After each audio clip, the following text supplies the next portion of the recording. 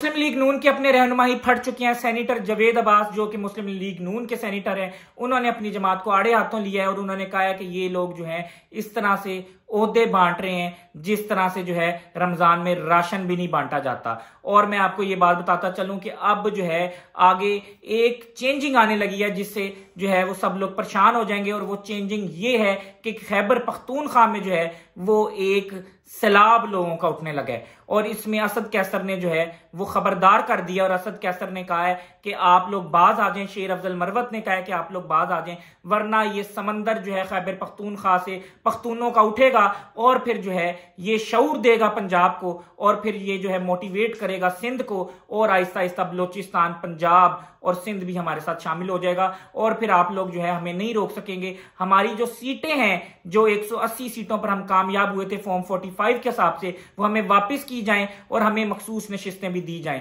लेकिन इस वक्त जो है वो जुल्फकार अली भुट्टो के दौर में आपको याद होगा 1971 में जो है वो इसी तरह से मखसूस नशिस्तें छीनी गई थी। और जुल्फकार अली भुट्टो का एक मुहावरा जो बड़ा मशहूर हुआ, उन्होंने कहा कि मखसूस नशिस्तें तो ऐसे दी गई हैं जैसे कि रियोड़ी होती है। और आज 1971 तो नहीं, आज 2024 है। आज उन्हीं का नवासा जो है वो पार्लियामेंट में बैठा है, नाना के बयानिए को जो है वो बेचता है और नाना के नाम को यूज करता है। लेकिन जिस चीज पर उसका नाना खड़ा था, जिस चीज पर जुल्फकार अली भुट्टो डटा हुआ था, उस बयानिए पे जो है वो पीपल्स पार्टी नहीं डट सकी। और मेरे ख्याल से आगे जो है इनको अपनी माँ पर या नाने का नाम लेकर, उनका नाम यूज कर कर जो है बिल्कुल सियासत नहीं करनी चाहिए, क्योंकि ये जो है उस नजरिए से, उस बयानिए से हट चुके हैं। बिलावल भुट्टो उम्मीद थी कि बाहर से आया पढ़ा लिखा नौजवान है, ये सौदा नहीं करेगा, लेकिन इसने वो 16 महीने की हुकूमत में भी सौदा किया और फिर ये इलेक्शन में आया और इसने आड़े हाथों लिया और कहा शहबाज शरीफ मैं तुम्हें घसीटूंगा, और इसने शहबाज शरीफ को घसीटा और पाकिस्तान का वजीर आजम बना दिया। और शहबाज शरीफ कहता था कि मैं जरदारी को घसीटूंगा और उसने जरदारी को घसीटा सिंध से और पार्लियामेंट में लाकर सदर बना दिया। और मैं आपको ये बात बताता चलूं कि अब जो है इनका बयानिया खत्म हो चुका है। नून लीग का जो बयानिया था वोट को इज्जत दो, और इस इलेक्शन में जो है वोट को बिल्कुल भी इज्जत नहीं मिली। इस बयानिए पे नवाज शरीफ आया था और ये नजरिया, बयानिया सब कुछ तबाह हो गया, सब कुछ खत्म हो गया, इनकी सियासत खत्म हो गई। ये आखिरी जो टेन्योर है, ये पीपल्स पार्टी और नून लीग की सियासत का आखिरी टेन्योर है।